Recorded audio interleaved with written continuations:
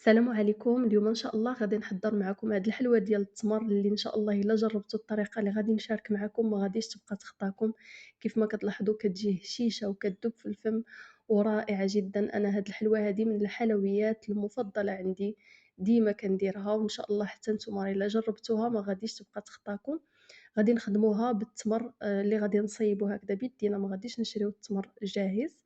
وكيف ما كتلاحظوا كيجي الشكل ديالها على هاد الشكل هذا. تبعوا معايا الفيديو للأخير باش تشوفوا معايا المكونات وطريقة التحضير. إلا عجبكم الفيديو ديال اليوم ما تنساونيش من الدعم والتشجيعات ديالكم، خليو لي كذلك الرأي ديالكم في التعليقات. ودابا نبداو على بركة الله. بالنسبة للتمر هنا ضروري تختاروا التمر اللي كيكون هكذا يناسب الحلوة ديال التمر، بحال التمر اللي كنشريو واجد على برا. بالنسبة للسكري صراحة الثقل أنا سبق لي مجرباه ما كيعجبنيش، وحتى الشكل ديالو ما كيجيش داك اللون غامق بحال العجينة ديال التمر اللي كنشريو واجدة. أنا هنا غالبا راه كنخدم بوفقوس، راه متوفر في الأسواق.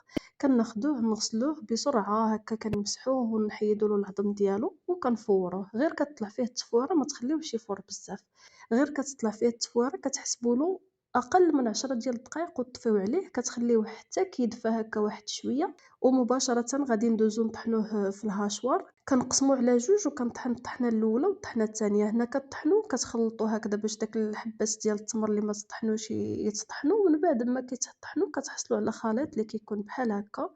العجينة كتكون على هاد الشكل هذا، كيف ما كتلاحظوا اللون ديالها كيجي بحال اولا احسن من هذاك اللي كيتباع على برا.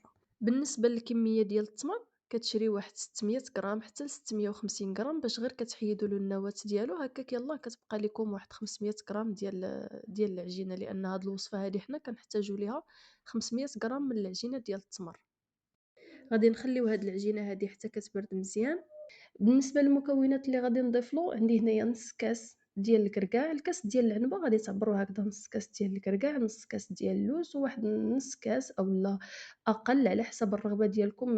بالنسبة للكركاع واللوز والزنجلان كديروا الكمية اللي كتناسبكم، غير ما تكتروش بزاف. هنا كنمشي كنقطعها هكا بالموس من الافضل باش ما تفرتت ليكمش بزاف، وكيجيوكم هكا داك الحبيبات ديال الكركاع وديال اللوز باينين هكذا في العقدة ديال التمر. من بعد غادي نحطهم هكا في واحد الصينية، اللوز والكركاع، وغادي نزيد عليهم حتى الزنجلان، وغادي ندخلهم يتحمروا على نار مهيلة باش كيتحمروا لينا مزيان. غير كيتحمروا غادي نخليوهم حتى هما تيبردوا، عاد غادي نضيفوهم للتمر. ندوزو باش نوجدوا العقدة ديال التمر اللي كنضيف ليها واحد المعلقة هكذا كبيرة ديال الزبدة، ما تكونش عامرة بزاف، معلقة كبيرة ديال الزبدة حيوانية، واحد القبيصة ديال الملحة، وكندير كذلك واحد نص معلقة صغيرة ديال السكر ديال الزهر. إلا العقدة ديالتكم كانت هكذا قاصحة واحد شوية تقدروا تزيدوا هكذا حتى ما زهر طبيعي إلا كان عندكم في الدار. أنا هنايا اكتفيت فقط بالسكر ديال الزهر. نص معلقة صغيرة ديال القرفة، وبالطبع القرفة كتبقى على حسب الذوق. المهم هاد الكمية هادي اللي عطيتكم ديال القرفة راه كتجي زوينة. من بعد غادي نضيف اللوز والكركاع والزنجلان من بعد ما حمرتهم، غادي نضيفهم على العقدة ديال التمر. غادي نوضعهم في واحد الإناء باش نتحكم هكذا، نخلطهم مزيان ونخلطهم هكذا على راحتي. وغادي نخدموا هاد التمر هذا مزيان حتى كينسجموا المكونات مع بعض، وداك القرفة والسكر ديال الزهر حتى هو كينسجم هكذا مع الزبدة ومع التمر. من بعد ما كنكملوا كناخدو شويه ديال الماء زهر اللي كنفزكو به يدينا، وكنمشيو كنشكلو كويرات. هنا اللي بغات تعبر الكويرات فيها تقريبا واحد 10 ديال الغرام، المهم ديروا ما بين 8 حتى 10 ديال الغرام. داك الكويرات اللي غادي يشيطوا لكم من بعد تقدروا تغلفوهم في الشكلاط وتعطيوهم لوليداتكم ياكلوهم. المهم كنمشي انا هنا دابا كل كره كندير فيها 10 ديال الغرام وكنكور وغادي نحطهم. من بعد غادي ندوزو باش نعجنو العجينة اللي غادي نحتاجو فيها 250 غرام ديال الزبدة. من الافضل تستعملوا زبدة حيوانية باش كتجيكم المذاق ديال الحلوى رائع بهاد الزبدة هادي. كندير كذلك واحد الكيس ديال سكر الزهر. كنضيف كذلك 130 غرام ديال السكر اولا كاس ديال العنبة يكون هكذا عامر مزيان، وقبيصة ديال الملحة. من بعد غادي نخدم هاد السكر مع الزبدة مزيان. المهم الزبدة كتكون بحرارة المطبخ، خدموها بيديكم اولا بالعجانة على حسب الرغبة ديالكم. من بعد كنضيف واحد 9 ديال المعالق كبار ديال الزيت.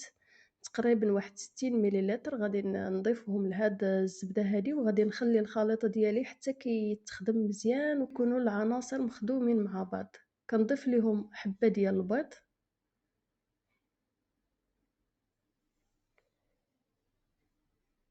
وغادي نستمر في الخلط، غادي نخلط مزيان.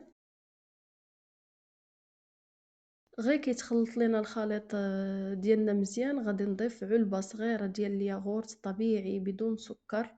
من الافضل تستعملوا هاد الجبن هذا. غادي نبدا نضيف الدقيق بشكل تدريجي. بالنسبه للكميه ديال الدقيق كتبقى على حسب النوعيه ديال الدقيق، تقدر تهز لكم 600 غرام ديال الدقيق، تقدر تهز لكم اكثر. هنايا انا احتاجيت فقط 620 غرام ديال الدقيق. غادي نخدم هاد المكونات مزيان على سرعه منخفضه، كنضيف الدقيق بشكل تدريجي وانا كنخلط.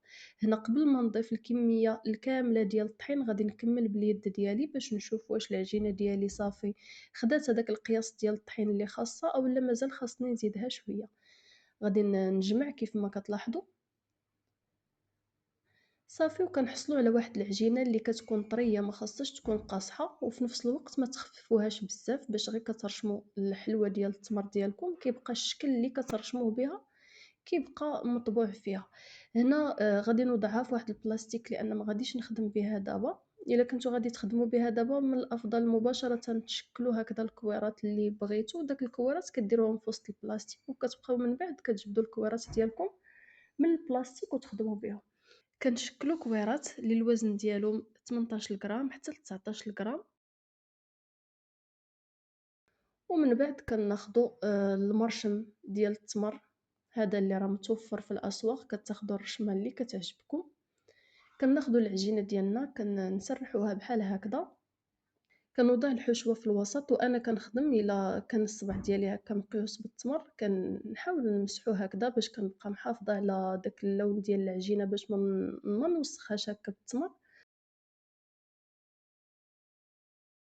كنشكلو هكذا الكويرات ديالنا وكنحطوهم، كنطلقوا العجينه، كنرققوا الجنيبات، كنخليو الوسط ديال العجينه هكذا شويه ما رقيقش بحال الجناب. هي كنكون كنطلق العجينه كنبدا نطلق من الجناب ما كنطلقش من الوسط صافي. وكنكوروا العجينه ديالنا هنا بالاستعانه بالنشا اولا بالدقيق على حسب اللي متوفر عندكم في الدار. كنمشي كندير المرشم ديالي هكا في شويه ديال الطحين وكترشموا الكويرات ديالكم ديال التمر. كنرشموهم على هذا الشكل هذا كيف ما كتلاحظوا كيجي الشكل بحال هكذا، دائما بالاستعانه بالدقيق اولا بالنشا باش كتجيكم الرشمه زوينه. هنا الا شفتوا المرشم ديالكم وانتم كترشموا لصق فيه هكا شويه ديال العجينه مع الدقيق كتمسحوه بشي فرشات وكتكملوا العمليه ديالكم عادي بحال هكا. من بعد ما كنكمل كنخلي هاد الحلوه هادي تبات، ضروري ما تخليوها تبات باش غير كطيبوها كتبقى محافظه على الشكل ديالها وما كتنفخش معكم بزاف وما كتشققش، غير كتكون كطيب في الفران ما كتشققش. غطيوها غير بشي منيدل اللي يكون خفيف وخليوها هكا تبات ليله كامله حتى الغد ليه عاد طيبوها ان شاء الله. هنا من بعد ما كملت الحلوى وبات ليله كامله كيف ما كتلاحظوا هذه هي الكميه اللي خرجت. دابا غادي نشعلوا الفران ديالنا يسخن على 150 درجه، غادي نخليوه مشعول من الاعلى ومن الاسفل. كيف ما كتلاحظوا كنحط اللاطه ديال الفران في المستوى الثاني. كنكون مخدمه حتى الفرفاره وكنخليوها حتى كطيب على خاطرها وكتشوفوها تذهبات من تحت ومن فوق في نفس الوقت. من بعد كتخرجوها وكتخليوها حتى تبرد وكتزينوها بسكر كلاصي. هنا عاده صراحه انا غير كنصايبها ما كنديرلاش سكر كلاصي، كنخليها غير بحال هكاك. كتجي الحلاوه ديالها الصراحه تقل هي هذيك مزيانه. هنا السكر فقط للتزيين باش داك الشكل هكا كيزيد كيبرز وكيزيد هكذا كيبان الزواقه ديالها. كنديرو بالطبع غير شويه ديال سكر كلاصي وكنمشيو كنمسحوه هكا فوق كل حبه باش الشكل كيزيد كيبان مزيان صافي. وهي كنكمل هاد العمليه هادي كتكون الحلوه ديالنا وجدات. وهذه هي الوصفه اللي شاركت معكم اليوم. صدقوني راها كتجي بنينه بزاف وكتجي رائعه، وانا الصراحه تقال كنصحكم غير تبغيو تصايبوا الحلوه ديال التمر خدموا التمر ديالكم في الدار، راه ساهل وما كياخذش حتى الوقت بزاف. وكانت هذه هي الحلوة ديالنا كيف ما كتلاحظوا راه كتجي هشيشة وكتجي كتذوب في الفم، وما نقولكمش على مذاق كيكون فيها رائع جدًا. وكنتمنى إن شاء الله هذا الفيديو هذا ينال الإعجاب ديالكم، ما تنساونيش من الدعم والتشجيعات ديالكم، والتقانا إن شاء الله في الفيديو القادم مع وصفة جديدة، والسلام عليكم ورحمة الله تعالى وبركاته.